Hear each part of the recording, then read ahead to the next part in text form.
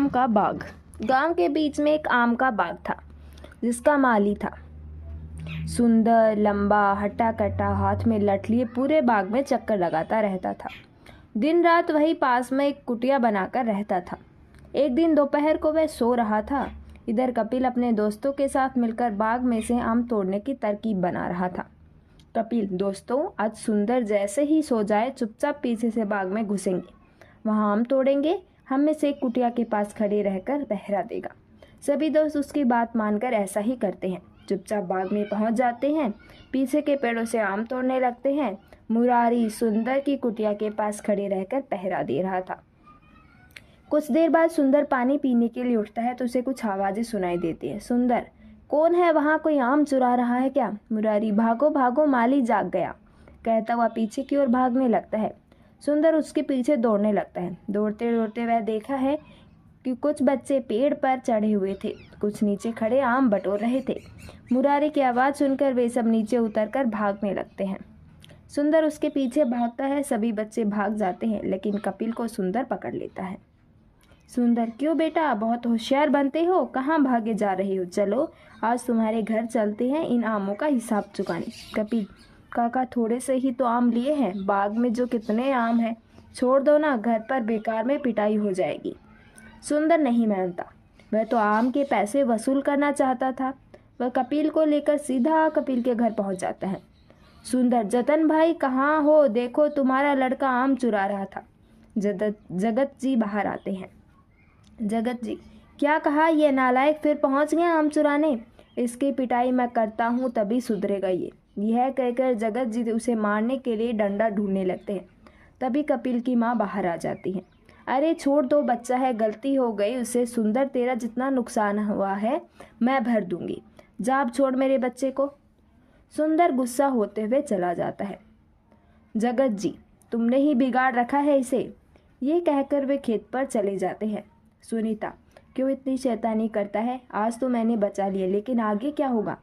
तुझे आम खाने थे तो मुझसे पैसे ले जाता। कपिल, मुझे माफ़ कर दो माँ, आगे से तुम्हें कभी शिकायत का मौका नहीं मिलेगा।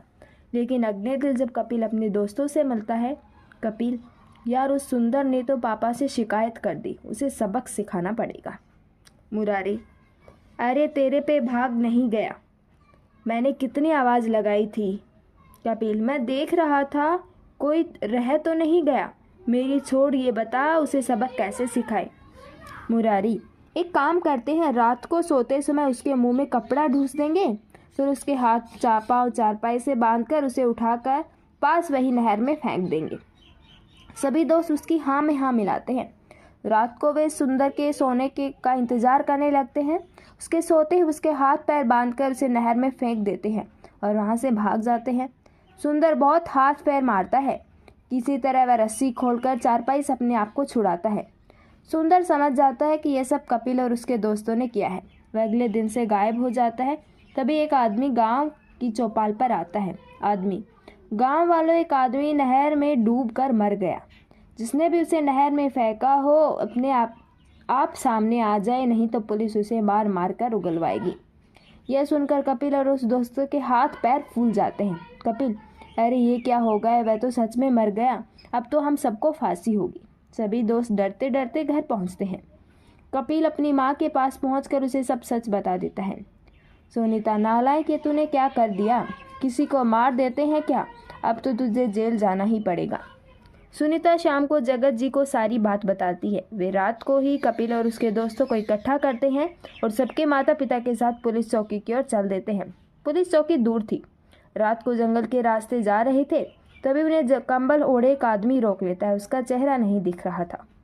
आदमी, आपके बच्चों ने एक आदमी की जान ली है, इन्हें फांसी होगी। जगत जी, भैया, इसलिए हम इन्हें पुलिस के पास ले जा रहे हैं, शायद इनकी सज़ा कम हो जाए। आदमी, मैं इन्हें बचा सकता हूँ, लेकिन फिर ये किसी और को मार देंगे।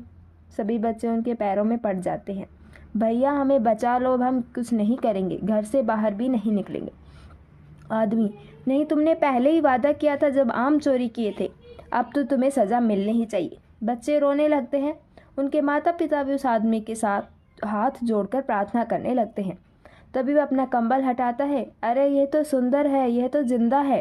सुंदर, हाँ, मैं जिंदा बच गया क्योंकि मेरे अंदर ताकत थी। मैंने बहुत मुश्किल से रस्सी तोड़ी और पानी से बाहर आए। कोई और होता तो मर जाता।